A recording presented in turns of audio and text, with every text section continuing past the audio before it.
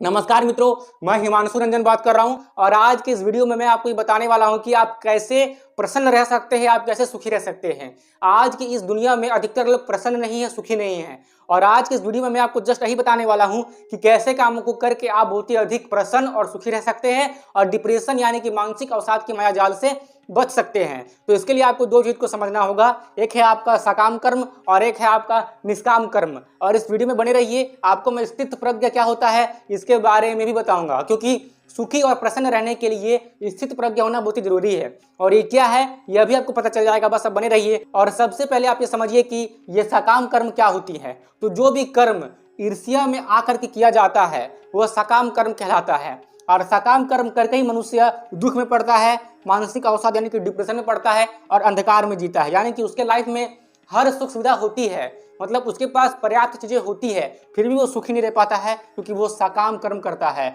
तो ईर्ष्या कैसे सकाम कर्म के अंतर्गत आया, समझिए। यदि आपका कोई अपोनेंट है, यानी कि यदि कोई आपका प्रतिद्वंदी है और वो आपसे आगे निकल जा रहा है तो आपको इससे काफी ईर्ष्या होती है। उदाहरण के लिए समझ लीजिए कि आप कॉलेज में पढ़ते हैं या आप स्कूल में पढ़ते हैं, जो भी है आप कहीं पर भी आप समझ लीजिएगा कि आपका सामने वाला व्यक्ति आपसे बहुत ही अधिक तेजी से अपने जीवन में सफलता प्राप्त कर रहा है और आप इस बात पे क्या करते हैं कि जलन करने लगते हैं, आपको काफी ईर्ष्या होती है। तो जब भी आपको ईर्ष्या होगी तो आप दुख में पड़ेंगे ही पड़ेंगे। और जब भी इंसान ईर्ष्या के चक्कर में आकर कोई भी काम करता है तो वो दुखी भोगता है, कष्ट ही भोगता है। जैसे कि मान लीजिए कि आपके पड़ोस में किसी ने कोई महंगी चीज ले ली है और आपको काफी जलन हो रही है, उसने महंगी चीज ली और ये चीज मेरे पास क्यों नहीं है, ये चीज मेरे पास भी होनी ही चाहिए। भले आपके पास उसके इतने पैसे नहीं हैं, लेकिन फिर भी आप जलन में आकर के उसे आप शो ऑफ कर सके तो आप उससे भी अधिक महंगी वाली चीज को ले आते हैं। बाद में आप आर्थिक दृष्टि से कष्ट भोगते हैं। तो यहाँ पर आपने ईर्ष्या में आकर काम किया, इसलिए आप कष्ट भोग रहे हैं, आप दुख भोग रहे हैं। और जब भी आप किसी व्यक्ति के लिए कुछ भी ईर्ष्या करते हैं तो आप दुख भोगते ही भोगते हैं और ये सकाम कर्म के अंतर्गत ही आता है। अब आगे है केवल अच्छा परिणाम होगा, यह सोच करके कोई भी काम करना। जैसे कि आप जब कोई भी काम करते हैं या आप कोई भी चीज करते हैं तो आप ये सोचते हैं कि इसके परिणाम जो होंगे वो हमेशा अच्छे ही होंगे। असल में कोई व्यक्ति केवल अच्छे परिणाम को सोचकर कोई कर्म करता है, किसी भी काम को करके बुरा परिणाम मिलेगा ये सोच करके कोई काम नहीं करता है। तो केवल और केवल अच्छा परिणाम को ही सोच करके काम करने से भी इंसान दुख में पड़ता है और मानसिक अवसाद के घेरे में आ जाता है। उदाहरण के लिए मान लीजिए कि आप किसी परीक्षा का तैयारी कर रहे थे, तो आप यही सोच करके तैयारी कर रहे थे कि मुझे इसमें अच्छे परिणाम मिलेंगे, कुछ भी हो जाए मुझे अपनी परीक्षा में अच्छे परिणाम लेकर के आना ही आना है। तो आप बिल्कुल अच्छा सोच रहे हैं, आपका लक्ष्य केवल मतलब बहुत ही अच्छा है, लेकिन आप केवल इसी को सोच करके रखेंगे और ये नहीं सोचेंगे कि परिणाम बुरे भी हो सकते हैं, मैं परीक्षा में असफल भी हो सकता हूँ, हो सकता है कि मेरा सिलेक्शन ना हो। अगर आप ये नहीं सोच रहे हैं और आप केवल अच्छे परिणाम के बारे में ही सोच रहे हैं तो मान लीजिए कि जब आपको अच्छा परिणाम नहीं मिलेगा तो आपको दुख होगा और आप मानसिक अवसाद के घेरे में आ जाएंगे। ठीक है। मोह, किसी भी काम के प्रति मोह रख लेना। मुझे पूरी आशा है कि आपको मोह का अर्थ पता होगा। मैंने पहले भी इस वीडियो में समझाया है कि किसी भी काम में इस तरीके से चिपक जाना कि क्या अच्छा है, क्या बुरा है, क्या आपका कर्तव्य है, इससे बिल्कुल भी ध्यान में नहीं देना। बस मुझे काम करना है क्योंकि इससे मुझे इंद्रिय तृप्ति मिल रही है। तो केवल इंद्रियों को तृप्त करने के लिए कोई भी काम में चिपके रहना, बिना अपने कर्तव्य को समझे, बिना अच्छे बुरे को समझे, वो मोह कहलाता है। तो जब भी कोई व्यक्ति मोहग्रस्त होकर किसी भी काम को करता है तो वो दुख भोगता है और मानसिक अवसाद के घेरे में आता है, क्योंकि जब भी व्यक्ति अपने मोहग्रस्त वाले काम से दूर हटेगा तो उसे दुख होगा ही होगा। ठीक है। फिर कोई भी काम को लालच में आकर के करना। यदि आप किसी लालच में आकर कोई काम को कर रहे हैं और आपको मनचाहा परिणाम नहीं मिला तो फिर आपको दुख होगा ही होगा। और अगर आप कोई भी काम केवल और केवल इंद्रिय तृप्ति के लिए करते हैं, जस्ट अपनी इंद्रियों को तृप्त करने के लिए आप कोई भी काम कर रहे हैं तो भी आपको दुख होगा ही होगा। जैसे कि कोई मनुष्य क्या करता है, नशा करता है। ठीक है। तो यदि जिन उसे नशा नहीं मिलेगा तो क्या होगा, वो दुख में आ जाएगा, उसके माइंड में एक अजीब सा चिड़चिड़ापन होगा क्योंकि वो काम नहीं कर पा रहा है जिस काम को वो इंद्रिय तृप्ति के लिए करना चाह रहा था। तो जो भी व्यक्ति सकाम कर्म करते हैं ईर्ष्या में आकर के केवल अच्छा परिणाम ही होगा, बुरा परिणाम नहीं होगा, ये सोच करके मोहग्रस्त होकर के लालच में आकर के केवल इंद्रिय तृप्ति के लिए जो भी काम करते हैं वो दुख, मानसिक अवसाद और अंधकार के घेरे में आते हैं। अब हम समझते हैं कि ये निष्काम कर्म क्या होता है। तो किसी भी काम को कर्तव्य भावना से करना और अपना धर्म समझ करके करना, ऐसे कामों को निष्काम कर्म कहा जाता है। तो निष्काम कर्म जो भी व्यक्ति करता है उन व्यक्तियों में आपको ये सारे लक्षण मिल जाएंगे। क्या लक्षण होंगे? सुख दुख में समान रहना। ऐसा व्यक्ति जो निष्काम कर्म करता है वो सुख में ज्यादा उत्सुक नहीं होता और दुख में ज्यादा विचलित नहीं होता। ठीक है।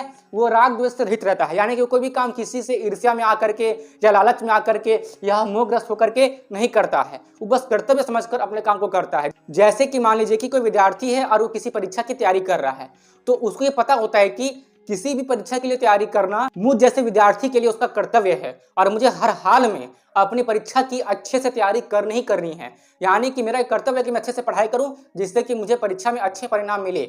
लेकिन एक निष्काम कर्म करने वाला व्यक्ति ये भी सोच लेता है कि मुझे परीक्षा में हो सकता है कि अच्छे परिणाम ना भी मिले, ऐसा भी होने की संभावना है कि मैं सफल नहीं होऊंगा, तो कोई बात नहीं, सफल हो जाऊंगा तो अच्छी बात होगी, और यदि मैं सफल नहीं हो पाया तो मैं फिर मेहनत करूंगा, गिर कर भी मैं उठूंगा। निष्काम कर्म करने वाला व्यक्ति सफल होता है तो उसमें अधिक उत्सुक नहीं होता और अपने आगे के कर्मों पे ध्यान देता है, और यदि वो असफल होता है तो वो दुख में नहीं आता और डिप्रेशन में नहीं आता, बल्कि गिर करके उठता है। और वो इस बात को बिल्कुल अच्छे से समझता है कि सफलता और असफलता तो जीवन में आते ही रहते हैं, कहीं पे सफलता मिली है तो कहीं पर असफलता भी मिलेगी, ये दोनों आते ही रहते हैं। इनके बारे में ज्यादा सोच करके ज्यादा भावनात्मक होना हमारे मन के लिए सही नहीं है। तो फिर ऐसे विचार कौन रख रहा है? एक निष्काम कर्म करने वाला व्यक्ति रख रहा है।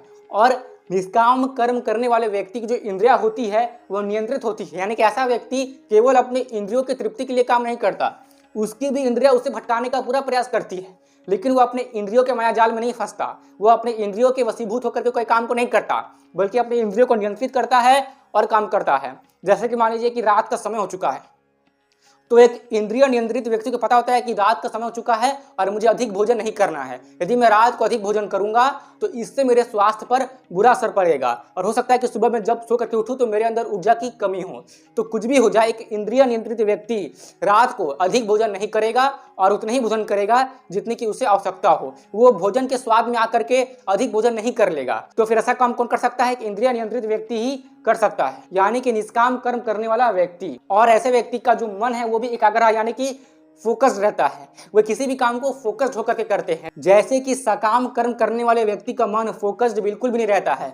जब भी ऐसे व्यक्ति कोई भी काम को करने के लिए बैठते हैं तो वो अधिक समय तक अपने मन को एकाग्र यानी कि फोकस्ड नहीं रख पाते हैं। उनके माइंड में काफी सारी चीजें चलती रहती है, या उन्हें वो काम करने का मन करता है जिससे कि बस उनके इंद्रियों को तृप्ति मिले। लेकिन एक निष्काम कर्म करने वाला व्यक्ति बिल्कुल भी ऐसा नहीं सोचता। उसे मन हो चाहे ना हो, वो इंद्रियों के तृप्ति के बारे में नहीं सोचता है, और ये सोचता है कि यदि मैं इस काम को कर रहा हूं तो इस काम को मैं पूरा अच्छे से करके उठूंगा, और पूरे फोकस के साथ पूरे माइंड को वहां लगाकर अच्छे मन से सही तरीके से वो उस काम को करता है, जिसका मन एकाग्र होता है, यानी कि निष्काम कर्म करने वाला व्यक्ति। और ऐसे व्यक्ति क्या होते हैं? ज्यादा सुखी रहते हैं और हमेशा अपने जीवन को प्रकाशमय रखते हैं। तो फिर जिन व्यक्तियों में ये सारे गुण होते हैं उन्हें हम कहते हैं स्थित प्रज्ञा। स्थित यानी कि स्थित और अडिग, और प्रज्ञा यानी कि बुद्धि और ज्ञान। यानी कि आप इसे ऐसे समझ सकते हैं कि ऐसा व्यक्ति जिसकी बुद्धि और मन सुख दुख लाभ हानि जय पराजय में भी अडिग और शांत रहे। यानी कि वही बात हो गई, एक ऐसा व्यक्ति जो सुख में ज्यादा उत्सुकता ना दिखाए और दुख में अधिक विचलित ना हो, और अपने मन को शांत रखे और हमेशा अपने जीवन में प्रकाशमय होकर के सही निर्णय ले। तो यदि आप निष्काम कर्म के मार्ग पर चलते हैं और स्थित प्रज्ञ बनने का प्रयास करते हैं तो इस बात की बहुत ही अधिक गारंटी है कि आप अपने जीवन में ज्यादा प्रकाशमय और सुखी रहेंगे। लेकिन यदि आप सकाम कर्म के मायाजाल में फंस चुके हैं तो आप कुछ भी कर लीजिए, आप चाहे कितने भी पैसे क्यों ना कमा लीजिए, आपकी चाहे कितनी भी अधिक प्रसिद्धि क्यों ना हो जाए, आप दुख में आइएगा, आपको मानसिक अवसाद होगा और आप अंधकार में ही जीने लगिएगा। तो अभी तक मैंने आपको ये सारी बातें जो बताई ये मैंने श्रीमद् भगवद गीता से सीखी है, जहां पर भगवान श्री कृष्ण अर्जुन को कर्मयोग के बारे में ये सब बता रहे हैं और हम भी बता रहे हैं। तो यदि आप श्री कृष्ण जी के सच्चे भक्त हैं तो इस ज्ञान को केवल सुनिए ही नहीं, इस ज्ञान को औरों तक भी फैलाइए, यानी कि इस वीडियो को शेयर कीजिए, और जो आपने सीखा है इस ज्ञान को अपने बच्चों को, अपने मित्रों को, या जो भी आपके संबंधी है उन्हें ज्ञान आप जरूर से बताइए। क्योंकि जो व्यक्ति श्री कृष्ण जी के ज्ञान को अच्छे से सुनता है और अपने जीवन में उसका पालन करता है और औरों को भी इस ज्ञान से प्रकाशवान करता है तो वही व्यक्ति सही मायनों में श्री कृष्ण जी का भक्त कहलाने का अधिकारी है। तो फिर चलिए मैं मिलता हूँ आपसे फिर किसी अगले वीडियो में। जय श्री राम, जय श्री कृष्ण, जय भारत।